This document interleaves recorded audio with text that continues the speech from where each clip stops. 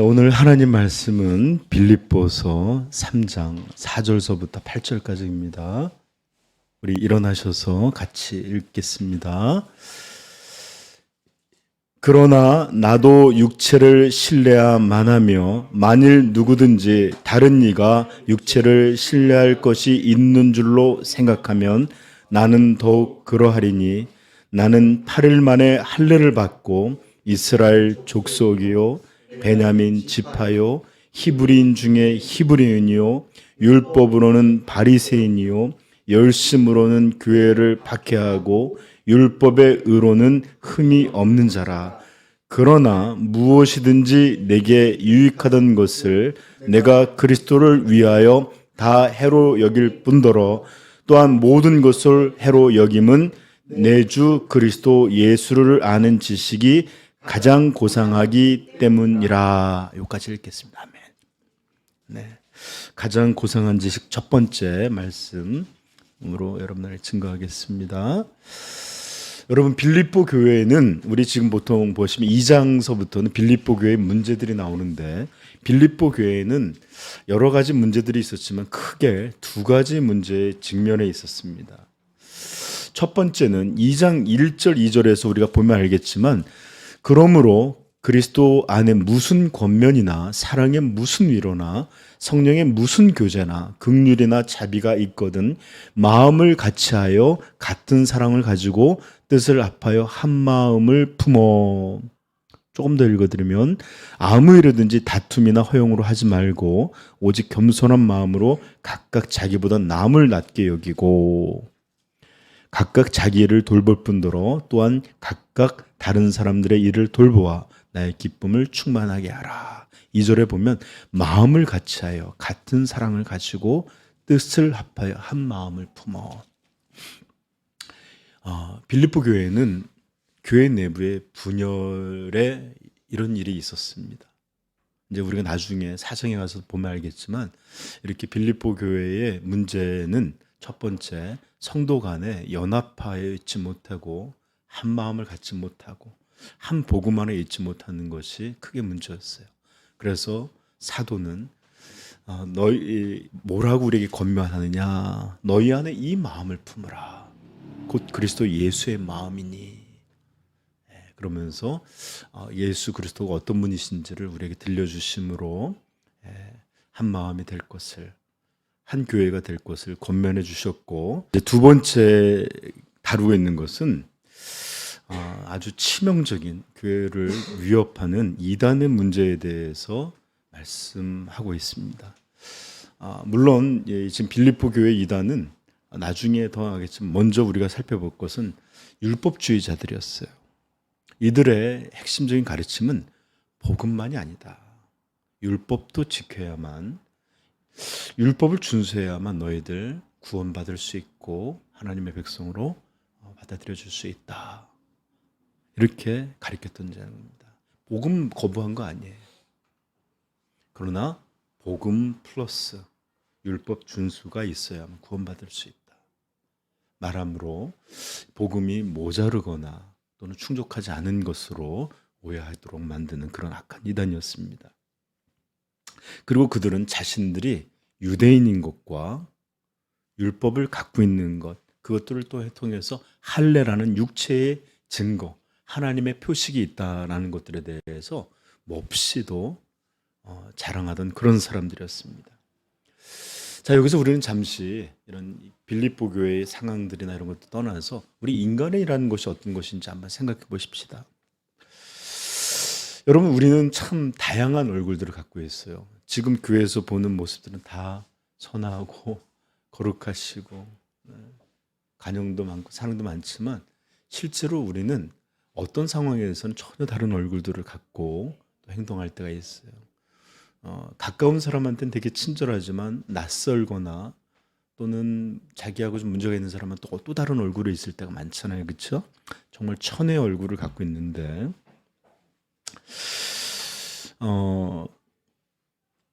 그러나 여러분, 어떤 사람이 너무 포용적이고 사랑 많고 참 훌륭한 인품, 인내심도 있고 이해심도 많은 것처럼 보인다고 합시다. 그러나 그 사람의 이런 얼굴이 아니라 본질, 그 사람의 본성, 이런 것은 어떤 모습일까요? 여러분, 성경이 우리에게 가리키는 인간성의 본질은 우리는 철저한 이기주의자들이요, 철저히 자기밖에 모르는 자기 사랑과 자기 영광, 자기 자랑에 매여 있는 존재들이다 라고 우리에게 가르쳐주고 있습니다. 여러분, 너무 냉정한 것일지 모르지만 이것이야말로 죄인들의 진정한 본성이에요. 때로 사회의 틀이나 관계, 여러 가지 이런 어떤 것들로 인해서 우리는 그것들이 가려지기도 하고 미화되기도 하고 또 다른 얼굴로 내밀 때도 있지만, 우리의 본성이 마음껏 드러날 수 있는 곳이라든지 환경이라든지, 또는 정말 우리가 위기를 겪는다든지 어떤 일이든지, 이럴 때는 우리의 허물이 벗겨지고 우리 인간성의 본연의 모습이 아주 잘 드러나게 되는데, 우리는 그때 자기가 얼마나 이기적이고 자기밖에는 모르고 이런지 아주 선명하게 보게 될 것입니다. 그래요, 여러분들. 사람들은 죄송한 얘기지만 근원에 가서 보면 다 자기를 위해서 살아가고 자기를 숭배하고 자기를 자랑하고 자기 영광에 몰두해서 살아갑니다. 그러므로 자기 만족, 자기 이익, 이런 것들을 확장하고 이런 것들을 모든 곳에서 이런 것들을 얻으려는 몸부림들로 살아가는 존재가 바로 인간, 우리 그 자체입니다. 이것은 종교의 영역에서도 동일해요. 신을 섬기고 또 다른 일을 한다 하지만 그들 마음 깊은 곳에서도 자신들의 이름이 이렇게 널리 전파되고 이런 일들로 말미암아 더 큰 영향력, 지배력을 손에 쥐기를 바라고 사람들로부터는 인기, 존중, 아니 이것을 넘어서 숭배받기를 바라요. 아마 기독교 이단 중에 아주 교주들의 이런 행포, 이런 모습들이 아마 인간성들이 바라고 있는 어쩌면 가장 극단적이고 또 본연의 모습일지도 몰라요. 마치 하나님처럼 모든 이들에게 경배와 모든 이들의 어떤 이런 굴복을 받고 지배하고 이런 것들이 우리 마음속에 있는 것 같아요. 이들이 보여주는 종교심도 사실은 이것이 신앙적이고 신께 바쳐지는 것이라기보다도 자기 자신을 주목받게 하고 남들로부터 칭찬과 영광을 얻고 이런 동기들로 이루어져 있는지도 모릅니다. 제가 이건 종교의 영역에서라고 그랬는데 우리 기독교 세계에서도 동일할 거예요, 아마.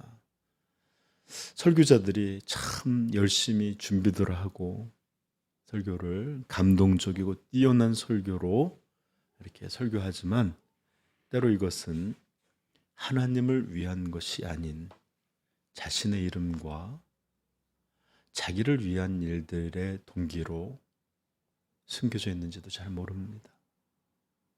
또한 예배를 인도할 때도 우리 교회는 작아서 그렇지만 큰 교회에서 막 사람들이 이끌고 또 울게도 웃게도 하고 막 이러고 있는데 이 인도자가 이 찬양을 하나님께로 이끌고 있는지 아니면 자기 자신을 이끌고 있는지 우리는 선명하게 알기가 어려워요. 여러분, 우리가 드리는 가장 거룩해 보이는 예배조차도 그리고 또 우리가 행하는 봉사도 정말로 하나님을 위한 것인지 칭찬과 평판, 영광을 위한 것인지 우리는 이렇게 분명하게 답하지 못할 만큼 우리 인간성의 본성은 자기 자신에 매여 있습니다. 여러분, 우리는 다 자기 잘난 맛에 산다 그러죠? 네? 자기가 남보다 더 나은 것, 더 우월한 것, 더 자랑할 수 있는 것, 이것들에 집착하여 살아가요. 어떤 이들은 그런 것들이 외모, 키 크다라는 게 굉장히 자랑스럽고, 또 우리 자매님들처럼 얼굴들을 뽐내고 살 수도 있고, 그 다음에 어떤 우리 남성분들도 그렇지만 뭐 하체가 길면 이렇게 어쨌든 이렇게 다리가 긴 것처럼 보이게 하기도 하고, 뭐 체형에 따라서 어떻게 하든지 도드라져 보이게 해서 더 이렇게 남들로부터 자랑거리를 만들기도 하고, 또 조금 이렇게 육체가 안 되면 지성으로 난 밀고 나가는 것처럼 뭐 도스토옙스키 알아? 막 이러면서 러시아 문학원 막 그러면서 또 지성의 문제로 자랑할 수도 있고요. 어떤 일은 이런 것도 안 된다면 족보, 가문 이런 것들도 그들의 자랑이 되기도 하고, 또 아니면 뭐 내가 뭐 박사학위를 가졌네, 어디 학교를 나왔네, 또는 유학파네, 이런 것들을 학력을 자랑할 수도 있고, 또 그것이 아니라면 알량하지만 뭐 사회적인 지위나, 또는 아실지 모르겠지만 우리는 옷 입는 것도 핸드백도 명품이나 이런 것들로 자기가 이렇게 재물이 있거나 뭐 이런 것들을 자랑하기도 해요. 그렇죠? 집도 뭐 차도, 사실 차도 그렇지만 우리가 편리한 이동 수단이 아니라 사회적 지위를 나타내는 것처럼 활용하잖아요. 그렇죠? 일단 벤츠나 이런 걸 타면 있어 보이네. 보이잖아요. 그렇죠? 예. 이렇게 우리는 다 어쨌든 이렇게 자랑하고 자기를 남보다 우월하게 보이게 하고, 이런 것들에 정말로 열심을 냅니다. 정말로. 여러분, 공부 좋아서 하는 게 아니라 나중에 이것으로 의사도 되고 변호사도 되고 야망을 위해서 열심히 공부하는, 자랑하고 높이고, 이런 일들을 위해서 살아가요. 자, 빌립보 교회에 침투한 율법주의단들이 아주 전형적인 그런 사람들이었습니다. 바로 이 빌립보 교회와 초창기 그리스도의 교회를 어지럽히고 신앙을 무너지게 하는 이들의 모습이 바로 이런 자들이었습니다. 자신들이 유대인인 것, 또 자신들이 율법을 하나님으로부터 받고 그것들을 자기들이 지키고 있다는 것, 이것들이 그들의 자랑이었어요. 로마서 2장 23절 이렇게 말합니다. 율법을 자랑하는 내가, 자랑했어요. 하나님이 우리를 선택하시고 우리에게 그 하나님의 법을 주셨다. 율법을 자랑하는 내가 율법을 범함으로 하나님을 욕되게 하느냐? 자랑만 할 줄 알았지 지키려고 못했다는 거예요. 그리고 그들은 하나님의 자녀라는 육체의 표식, 할례의 표식을 갖고 있었어요. 이러다 보니까 대부분의 이 그리스도 교회가, 초창기 1세기 교회가 이방 지역에서 이방인들로 구성되어 있었기 때문에 유대인이다. 그리고 저들이 오래전부터 하나님을 알아왔다. 그리고 저들에게는 이런 일들이 있다. 이런 일들을 보면 아마 이런 이방인 교회들 대부분은 이런 사람들을 보면 아마 높이지 않을 수 없었고 우러러보지 않을 수 없었을 거예요. 이거 잘 이해가 안 되면 우리 영어를 너무 잘하고 싶어 해요. 영어 학원도 등록했는데, 그런데 유창하게 모국어로 영어를 말하는 원어민 강사를 이렇게 바라볼 때 느낌이 아마 얼마나 부럽다. 저는요, 그 외국에서 살 때 애들이 그렇게 부러웠어요. 저거 6, 7살밖에 안 됐는데 왜 나보다 말을 잘하는 거야? 막 영어를 그냥 이렇게 하잖아요. 마미 뭐 이러면서 얘기하는데 나는 몇 년을 했는데 그렇게 부럽더라고요. 이렇게 막 어떤 것들을 잘하고 싶은데 그런 것들을 누리고 있는 사람들을 바라보는 것처럼 유대인들과 그런 교사들을 바라볼 때에 심지어 자기들에게 복음을 전하고 교회를 세워주신 분도 유대인이었어요. 그러니까 그들만 보면 마치 이런 것처럼 이방 교회들은 좀 그런 모습이 있었어요. 그러니까 요즘 사실 그렇지만 아시아 지역에 나오는 백인들 별거 없거든요. 그런데도 여기 나오면 막 이렇게 자기들이 뭔가 대단한 것처럼 하는 외국인들이 많잖아요. 그렇죠?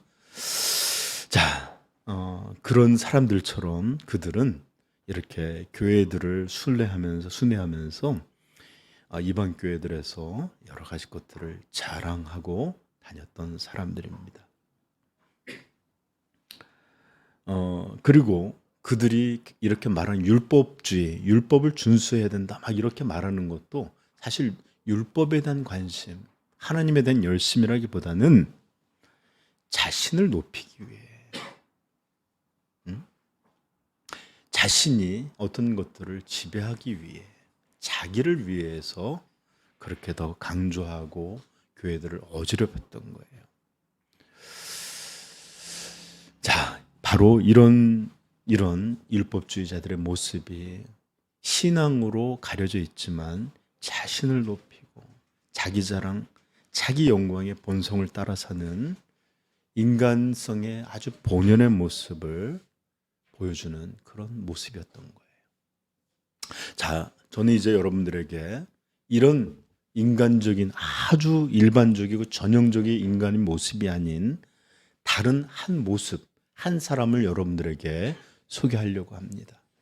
이것은 그 한 사람의 문제가 아니라 새로 새 인류로 창조된 우리 그리스도인의 모습을 보여주고 있는 한 모습이에요. 바로 오늘 우리가 읽은 본문이 바로 그런 것입니다. 이 세상 사람들과 전혀 다른 새로운 인류, 어떤 모습인지 좀 살펴보십시다. 그는 먼저 이제 여기 보시면 알겠지만 유독 다 인칭이 다 1인칭이에요. 나는, 내가 이러면서 그는 먼저 자신을 소개하기에 앞서서 육체의 할례가 하나님의 백성에 익숙했다는 그런 것이 아니라, 이것이야말로 진짜 할례가 아니라 오히려 하나님의 성령으로 봉사하며 그리스도 예수로 자랑하고 육체를 신뢰하지 않는 이 사람이 진짜 할례파고 이 사람이 진짜로 하나님께 속한 사람이다 라고 말한 후에 이제 자신의 이야기, 자신의 간증에 대해서 말을 들려줍니다. 우리는 본문에서 아주 흔하지 않는 사도 바울의 간증을 듣게 되는데, 이런 일들을 통해서 사도 바울이 어떤 그 뿌리와 어떤 것을 갖고 있는지 좀 알게 되겠죠? 네, 사도 바울의 간증입니다. 그는 먼저 말합니다. 그러나 나도 육체를 신뢰할 만하며, 여러분 신뢰한다라는 것과 자랑한다는 것은 거의 같은 거예요. 육체를 신뢰할 만하며 누구든지 다른 이가 육체를 신뢰할 것이 있는 줄로 생각하면 나는 더욱 그러하리니. 이 말이 무슨 말이에요? 그래, 나도 너희에게 등장해서 너희에게 영광을 얻기를 바라고 자랑하고 하는 이들과 같이 그런 식으로 내가 너희들에게 말한다면 나도 그 누구보다 육체를 신뢰할 만하며 그 누구보다 자랑거리를 갖고 있는 그런 것들을 나는 많이 갖고 있는 사람이다.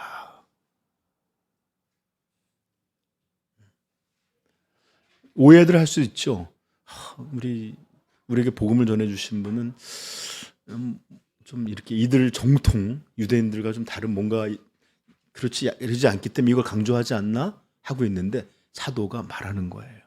그러면서 자신이 어떤 사람인지 먼저 부모에게로부터 물려받은 것들에 대해서 먼저 들려주는데, 나는 8일 만에 할례를 받고, 여기 보십시다. 4절. 나는 이렇게 누구보다 오히려 더 신뢰할 만한 이런 자랑할 것들이 있다면 나는 8일 만에 할례를 받았다. 자, 8일이라는 말은 옥타 에메로스라는 말인데, 유대인들에게는 7일이라는 말을 안 쓰고 어떤 말을 쓰죠? 6일째라는 다음에 7일이라는 말을 안 쓰고 안식일이라고 말하는 것처럼 이들에게 8일이라고 이렇게 불려지는 건 무조건 할례를 말하는 것들이에요, 거의. 즉 율법의 명함을 따라서 철저히 세밀히 지켜서 날짜를 가려서 8일 만에 나도 할례를 받은 사람이다. 요즘 보세요. 여러분 한번 생각해 보세요. 나중에 에디오피아 내시나 이런 사람들이 있어요. 유대교로 구약에 말하는 하나님, 여호와 하나님만이 진짜 하나님이시다라고 믿고 개종한 사람들이 있을 거예요. 그렇죠? 그런데 그들은 아무리 개종했어도 하지 못하는 일이 있었어요. 뭘까요? 세례로 받을 수도 있고 안식을 지킬 수도 있고 그렇지만 8일 만에 셀례 받지는 못해요. 할례 받지는 못해요. 8일 만에 할례 받았다는 얘기는 정통 가정에서 정통 율법주의자로 태어났다 이 얘기예요. 아무리 그들이 바꾸려고 해도 유대인의 피를 바꿀 수 없고 나중에 이걸 받아들였어도 8일 만에 아주 우리 어린아이들 때부터 부모를 쫓아서 성골로 교회에 출석하는 것처럼 이런 일들을 할 수 없는 거예요. 그러니까 이것은 유대인 율법주의자의 특권이에요. 그리고 말합니다. 이스라엘 족속이요. 나는 유대인이다. 하나님이 선택한 선민이며 하나님과의 언약 관계에 있는 특별한 민족이다. 이게 이런 뜻이고 더욱 이 이방인들에게 특별한 것은 뭐예요? 우리가 주요 그리스도로 믿는 이 예수 그리스도가 유대인으로 이 땅에 임하셨다라는 거예요. 그러므로 이방 세계 교회의 그리스도인들에서 저 좀 보세요. 유대인이라고 불리는 것은 아주 놀라운 프리미엄을 갖고 있는 그런 것이었어요. 그냥 유대인이라면 율법도 그런 것도 아주 자기들은 원뿌리가 아니라 접붙임을 받은 것들이잖아요. 그렇죠? 그러니까 원뿌리에 대한 원가지에 대한 그런 존중이 있었습니다. 그리고 또한 말합니다. 뭐라고 말하죠? 이스라엘 족속이 베냐민 지파요라고 그랬죠. 베냐민 지파에게는 몇 가지 특별한 자랑거리가 있었어요. 다른 지파하고 다르게. 어떤 거냐? 이스라엘의 12아들 중에서도 오직 2아들만 이스라엘이 진짜 사랑했던 아내에게서 난 족속이었어요. 누구죠? 요셉 족속, 므낫세 에브라임과 베냐민, 라헬에게서 난 사람이에요. 그래서 이스라엘을 특별히 사랑했었죠. 그리고 이스라엘의 첫 번째 왕이 누구죠? 사울. 그 사람 지파는 어디였을까요? 베냐민 지파예요. 나중에 실패했어도 결국 초대 왕으로 뽑힌 사람이 바로 이 베냐민 지파 사람이었고, 그 다음에 남과 북이스라엘과 남유다가 나눠졌을 때에도 10지파가 다 떠났어요. 그러나 이스라엘 다윗 왕가를 유다 지파와 함께 베냐민 지파만 지켰어요. 그래서 포로기 이후에도 이 10지파들은 사실 아수르로 끌려가서 다 사라졌는데 이 2지파만큼은 다시 돌아와서 이 포로기 이후에도 유대 이스라엘의 핵심 지파로 있을 수 있었던 거예요. 거기서도 큰 역할을 했는데 모르드게가 무슨 지파일까요? 제가 지금 베냐민 지파 얘기하는데 갑자기 에브라임이요. 뭐 이런 사람 없죠. 그래요. 그 사람조차도 베냐민 지파였고, 그러다 보면 누구죠? 에스더도 마찬가지겠죠. 그만큼 중추적으로 포로기 이후에 핵심 이스라엘을 구성하는 사람들이었기 때문에 베냐민 지파 사람들은 유다 지파 사람들 못지않게 자랑거리가 있었어요. 베냐민 지파였다. 그리고 또 말합니다. 히브리인 중에 히브리인이요. 즉 자신이, 저 좀 보세요. 유대인이라고 해서 모두 다 완전한 혈통을 갖고 있었던 건 아니에요. 아버지가 이방 여자를 얻었어도 유대인으로 살면 유대인이었어요. 그런데 지금 이 얘기는 히브리인 중에 히브리인이다. 말을 간접적으로 나는 순혈주의다. 아버지뿐만 아니라 어머니도 완전한 유대인의 피를 받고 태어났다. 부모가 유대인이요. 나는 순혈주의 유대인이다. 그러하기에 또 이 말 속에는 많은 디아스포라처럼 흩어져 있는 가운데 이 사람도 다섯 사람이긴 하지만 이방 문화가 스며들고 또 이방 문화에 어느 정도 이렇게 적용해서 살아가는데 그런 것이 아니라 자기는 태어날 때부터 유대인의 방식으로 8일 만에 하루를 받고 유대인의 방식으로 교육받고 유대인의 방식으로 성장했고 히브리인 중에 히브리인으로 유대 정통주의로 살아왔다라는 거예요. 여러분, 그가 이렇게 부모로부터 물려받은 것들 중에 보면 정말 아주 소수의 아주 자랑할 만한 그런 피를 갖고 있는 사람이었다라는 거예요. 그리고 이제 두 번째, 자신이 이룬 것, 자신의 업적과 자신의 커리어에 관련돼서도 이제 말을 합니다. 이제까지는 자기가 물려받은 것들에 대한 이야기였다면 이제는 자기가 이룬 것들에 대한 이야기도 합니다. 나는 율법으로는 바리새인이었다. 그죠? 여기 보시면 율법으로는 바리새인이었다. 여러분 그거 아십니까? 사도 바울의 원래 사울의 아버지는 어떤 사람이었냐? 그도 바리새파였어요. 사도행전 23장 6절에는 사도 바울이 공회에서 자기 이야기를 하는 게 나오는데 바울이 그중 일부는 사두개인이요 다른 일부는 바리새인인 줄 알고 공회에서 외쳐 이르되 여러분 형제들아 나는 바리새인이요 또 바리새인의 아들이라. 죽은 자의 소망 곧 부활을 말미암아 내가 신문을 받노라 하니까 지금까지 바울을 다 이렇게 몰아붙이는데 우리 바리새파야? 저 아버지도 그런 사람이야? 부활을 믿어 그러니까 갑자기 확 나눠져서 이 사람들 왜 뭐가 문제야? 부활을 믿는 이러면서 나눠지게 되는 일이 만드는데 나는 바리새인의 아들이었다라고 말하면서 우리 집안은 대대로 바리새파다 이렇게 말하고 있는 거예요. 여러분 예수님은 바리새파를 그렇게 정죄하셨지만 실제로 그 당시에 바리새인들은 최고로 존경을 받고 있던 사람들이었습니다. 그러하기에 바리새파라는 말은 엄밀한 의미에서 비난의 말이 아니라 사실은 명예로운 호칭이었어요. 그래서 바리새인 하면 저들은 정말 철저히 율법 준수자들이다.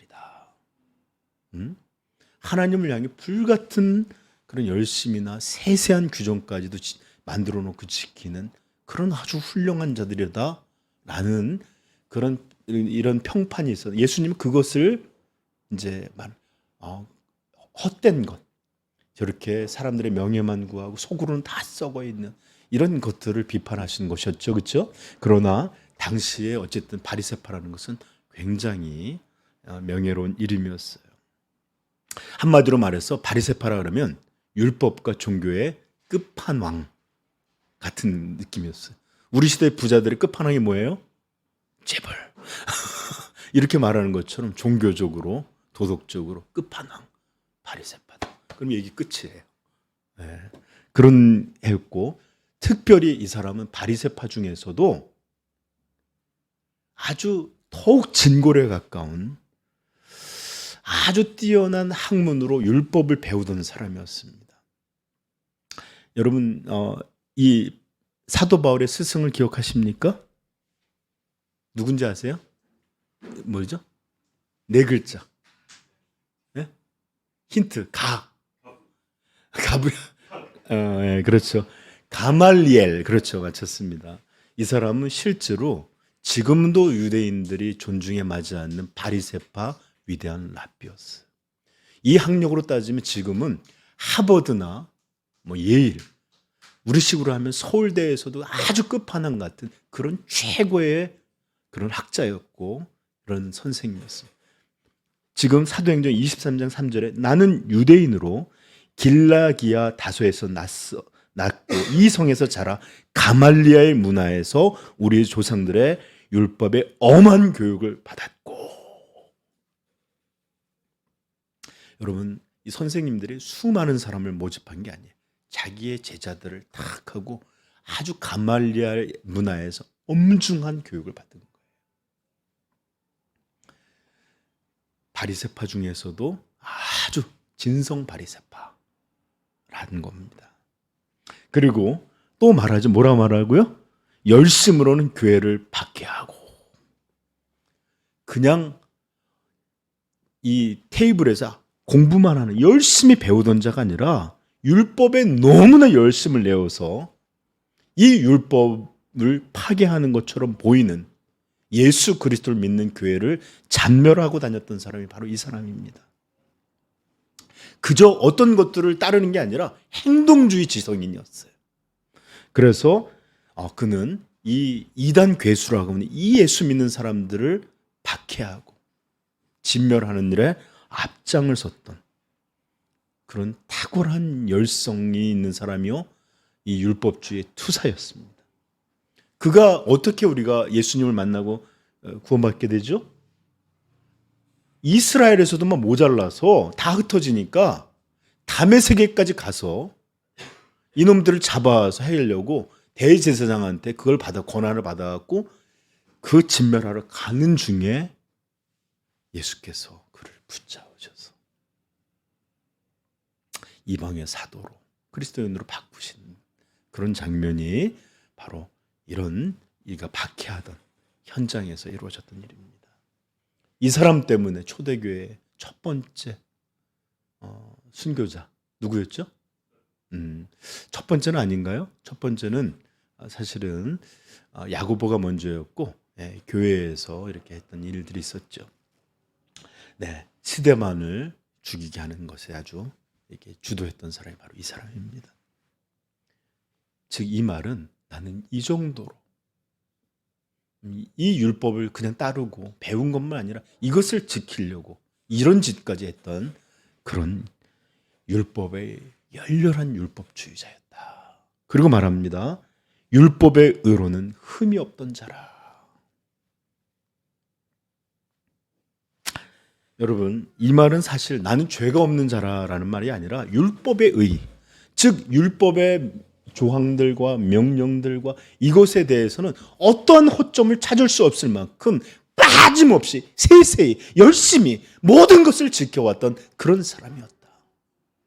정말 이 탁월한 준수자로 이렇게 지내왔다는 거예요. 이 얘기들을 다 합치면 뭐예요?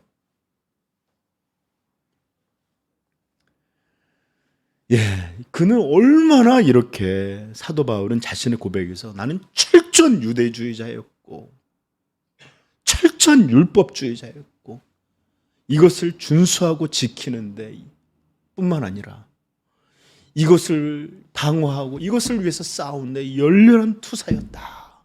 이렇게 고백하고 있는 거예요. 여러분, 저 좀 보세요. 과연 어떤 이들이 있어서 이 사도 바울만한 율법주의자가 있을까요? 과연 빌립보 교회에 어지럽히고 있고 초창기 교회들의 율법주의를 퍼뜨리고 있는 유대인들, 누구보다 이렇게 자기 자신을 높이고 율법주의를 강조함으로 자기 이름이 이렇게 자랑하고 지배력을 받기려고 하는 이런 이단들, 그들 중에 어떤 이가 바로 사도 바울보다 더 율법을 잘 알고 더 열심히 그것을 준수하고 또 이것을 위해서 투사가 될 만큼 그런 열성을 다해 율법을 쫓아쳤던 자가 과연 누가 있을까요? 피에 있어서도 그는 유대인 중에 유대인이요. 그가 행하는 일에 있어서도 누구보다도 열성적인 율법주의자였어요. 그런데 이 율법주의 투사의 마지막 고백이 무엇인지 압니까? 7절 한번 같이 읽어봅시다. 7절 한번 읽어봅시다. 시작. 그러나 무엇이든지 내게 유익하던 것을 내가 그리스도를 위하여 다 해로 여길 뿐더러.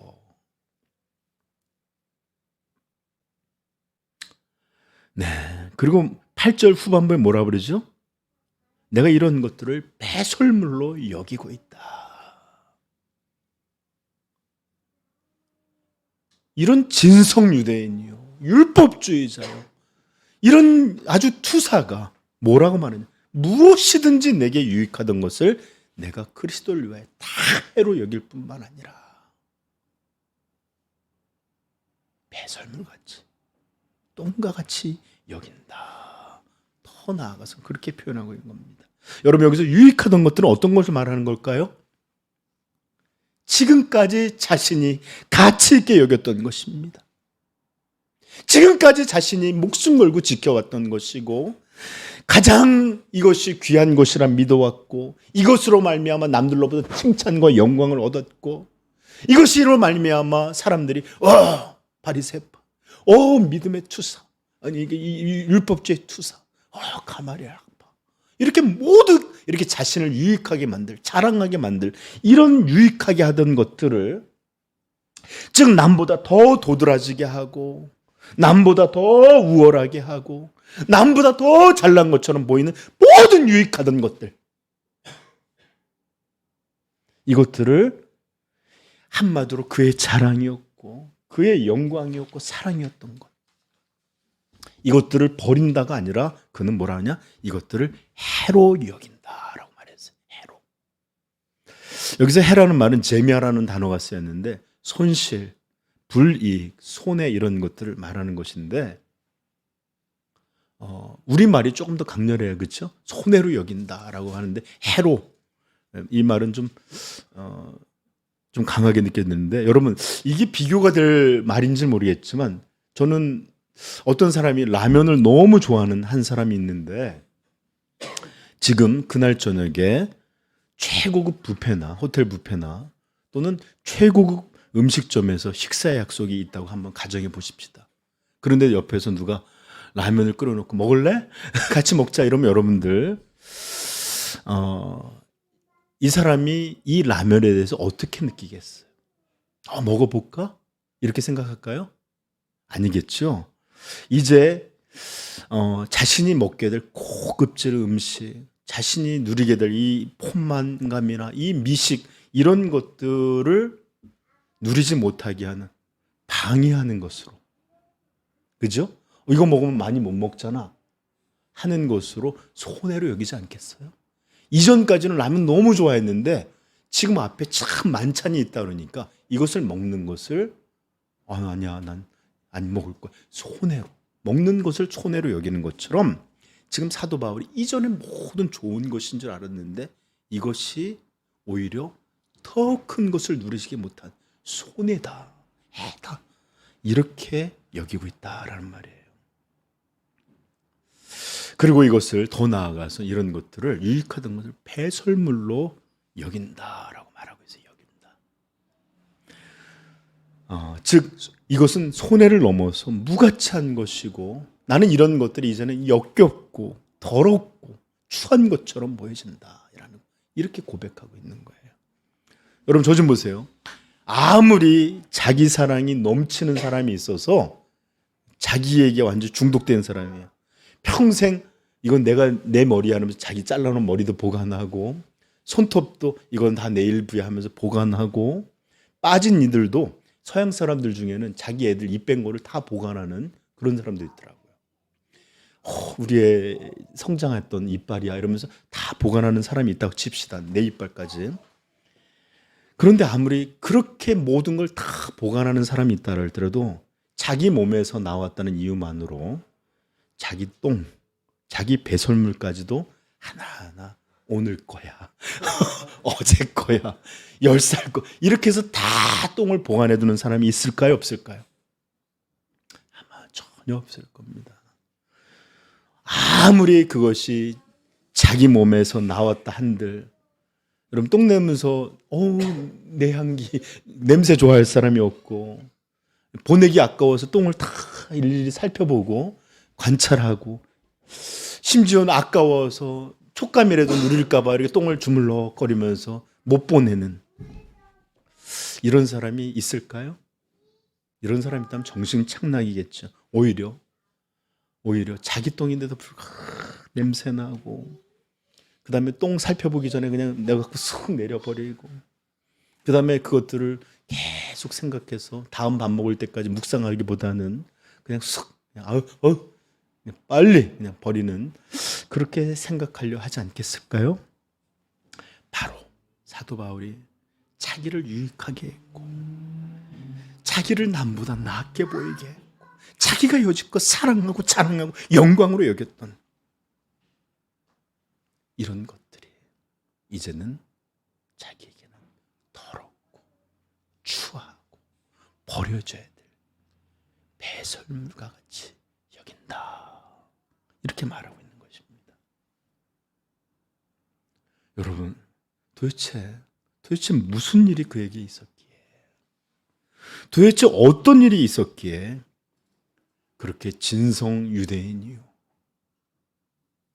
집안도 그렇게 훌륭하고 율법에 의해서는 끝판왕까지 간 바리새파 중에서도 최고에 이른 가말리 학파고 투사로 살아왔던 이 사람을 도대체 어떤 일이 있었기에 이런 변화, 이런 차이를 만드는 그런 일이 된 것일까요? 도대체 무엇이 이 사람 이렇게 바꾼 것일까요?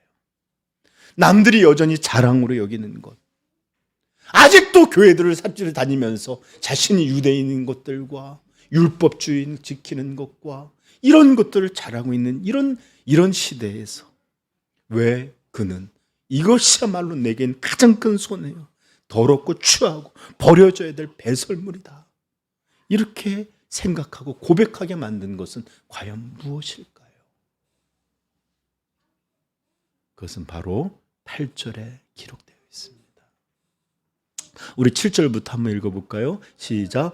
그러나 무엇이든지 내게 유익하던 것을 내가 그리스도를 위하여 다 해로 여길 뿐더러 또한 모든 것을 해로 여김은 내 주 그리스도 예수를 아는 지식이 가장 고상하기 때문이라. 내가 그를 위하여 모든 것을 잃어버리고 배설물로 여김은 그리스도를 얻고 그 안에서 발견되려 함이니. 사도는 무엇이 그를 변화시켰는지 이렇게 말합니다. 내 주 그리스도 예수를 아는 지식이 가장 고상하기 때문이라. 바로 이 지식을 알게 되고 이 지식을 깨닫게 되고 이 지식을 얻게 된 것으로, 그 결과로 이렇게 됐다라고 그는 고백하고 있는 것이에요. 여러분, 이 지식이 어떤 지식인지 궁금하시죠? 네? 네, 아멘? 네. 이 지식을 있는 자는, 우리도 그렇게 고백할 수 있는데 다음 시간에 더 자세히 듣고 오늘은 이 지식의 구체적인 내용은 하지 않겠습니다. 그러나 이 지식이 아직 구체적으로 정확히 어떤 것인지 모른다 할지라도 우리는 사도 바울의 고백을 통해서 이 상황이 어떤 것인지는 이해할 수 있습니다. 그것은 마치 제가 종종 쓰지만 어떤 거지가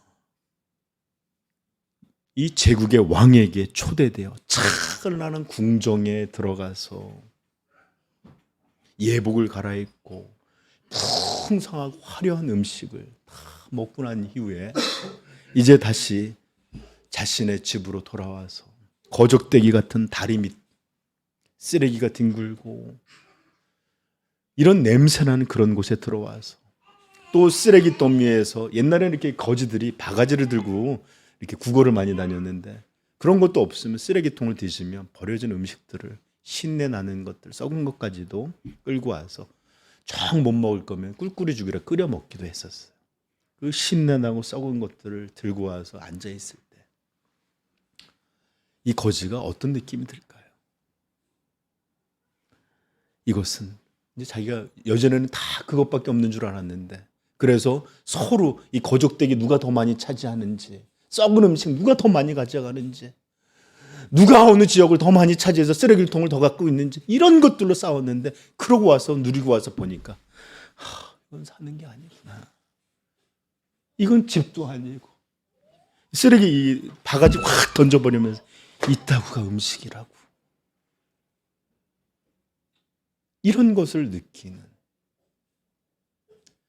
거지처럼 지금 사도 바울이 말하는 거예요. 이전에 모든 유익하던 것을 내가 해로 여길 뿐만 아니라 배설물같이 여기는 나는 가장 고상한, 최고로 고상한 그리스도를 아는, 이 복음을 아는 이것을 지식을 얻게 되었다. 여러분, 바로 여기에서 신앙의 변화, 가치관의 변화, 참된 인간의 변화에 가장 중요한 신비한 능력이 어떤 것인지 우리는 알게 됩니다. 그것은 다른 것이 아니라 뭐죠? 우리 주 예수 그리스도를 아는 가장 고귀한, 가장 고상한 지식. 이것이야말로 사람을 바꾸는 가장 중요한 그런 비밀입니다. 이것은 지성적인 문제만이 아니에요. 인격적이고 전인적인 체험을 통해서 얻어지는 지식입니다. 그래서 이것은 그냥 아는 게 아니라 깨달아 알게 되는 거예요. 여러분,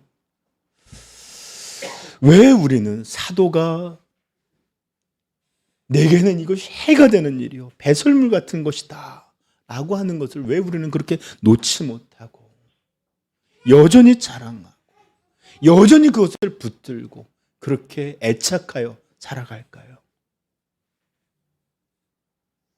그것은 우리에게 아직도 예수 그리스도를 아는 가장 고상한 지식이 우리에게, 우리 영혼에 밝히 드러나 있지 못하기 때문입니다. 그러니 여전히 거적대기로 싸우고 여전히 썩은 음식 더 그것들을 붙들고 그렇게 살아가는 거예요. 그러나 우리가 예수 그리스도 안에 있는 이 하나님의 은혜와 이 영광스러움과 이 풍요한 아름다움을 진정으로 알게 되고 맛보게 될 때 우리도 아마 사도 바울과 같은 동일한 고백을 할 수 있을 것입니다. 어떤 고백? 그러나 무엇이든지 내게 유익하던 것을 그리스도 밖에서 내가 자랑했고 내가 사랑했고 내가 붙들고 왔던 이 유익하던 것을 내가 그리스도를 위하여 다 해로 여길 뿐더러 오히려 그렇게 사랑했던 것이 가장 고상한 것들을 못하게 하는 손해였구나를 깨닫게 돼요. 또한 모든 것을 해로 여김은 내 주 그리스도 예수를 아는 지식, 가장 고상하기 때문이라. 내가 그를 위하여 모든 것을 잃어버리고 더 나아가서 배설물로 여김은 그리스도를 얻고 그 안에서 발견되려 함이니.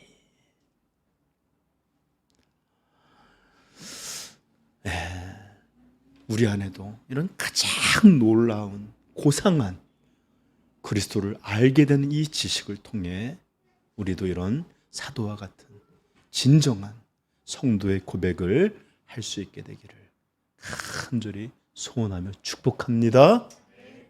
여러분, 신앙은 그 우리 주 예수 그리스도, 이 가장 고상한 지식을 알게 되므로 이전에 배설물과 같은 것들, 추한 것들, 이런 것들을 버리고 오직 예수 그리스도, 이분에게 나오고 이분만 자랑하고 이분만 섬기게 되는 그런 놀라운 비밀, 바로 하나님 예수를 아는 지식, 예수를 아는 지식, 이곳에 있음을 여러분 깨닫게 되기를 축복합니다. 기도하겠습니다.